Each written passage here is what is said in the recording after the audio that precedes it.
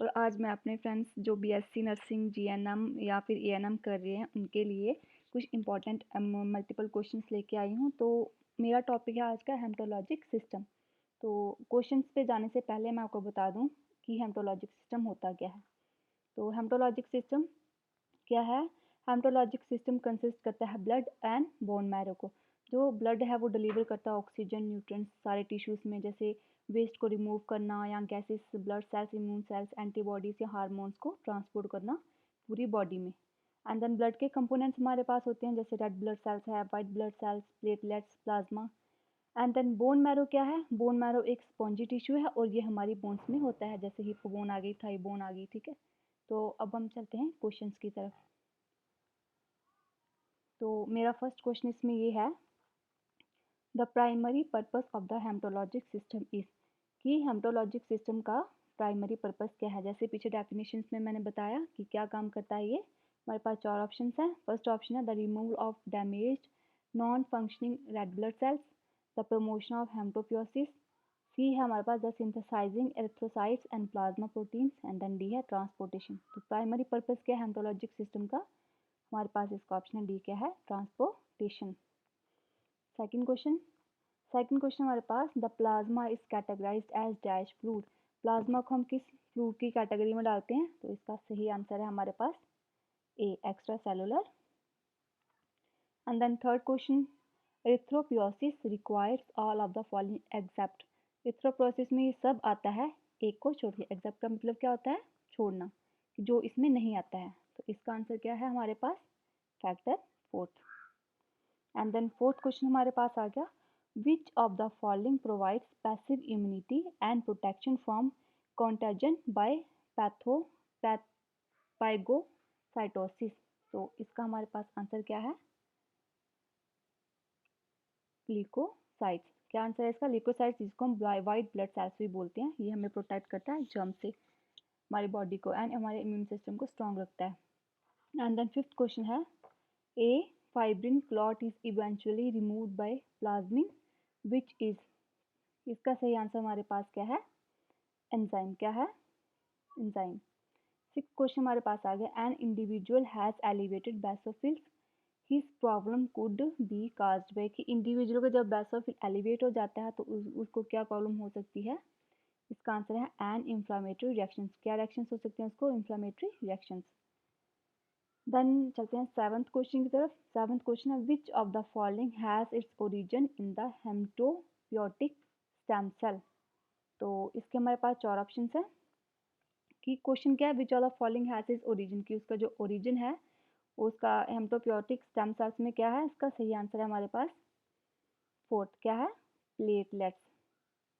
Then eighth question है, plasma contains what percentage of erythrocytes. तो ये क्वेश्चन इंपॉर्टेंट है, एग्जाम्स में भी आ सकता है। प्लाज्मा कितनी परसेंट ऑफ एरिथ्रोसाइट्स कंटेन करता है? इसका आंसर हमारे पास कितने परसेंट? 0%। नाइन्थ क्वेश्चन है, fluid that remains when plasma is allowed to clot is called. कौन सा फ्लूइड बच जाता है जब प्लाज्मा अलाउड करता है? देन इसका सही आंसर है हमारे पास सीरम। कौन सा? सीरम।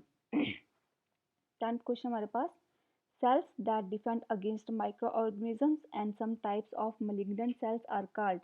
ठीक है, सेल्स जो क्या करते हैं, हमें डिफेंड करते हैं माइक्रो ऑर्गेनिज्म से and some type of malignant cells, जिन जो हमें प्रॉब्लम क्रिएट कर सकते हैं हमारे शरीर में।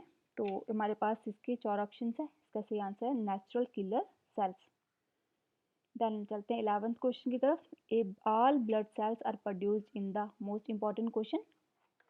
तो ब्लड सेल्स जो है वो कहाँ प्रोड्यूस होते हैं? इसका हमारे पास आंसर है मैरो ऑफ द बोन। जैसे मैंने बताया कि ये कहाँ होता है? हमारी बोन्स में। 12th क्वेश्चन है हमारा, red blood sales circulate in the blood stream for approximately. Red blood cells जो है हमारे ब्लड स्ट्रीम में सर्कुलेट अप्रोक्सीमेटली कितने दिनों के लिए?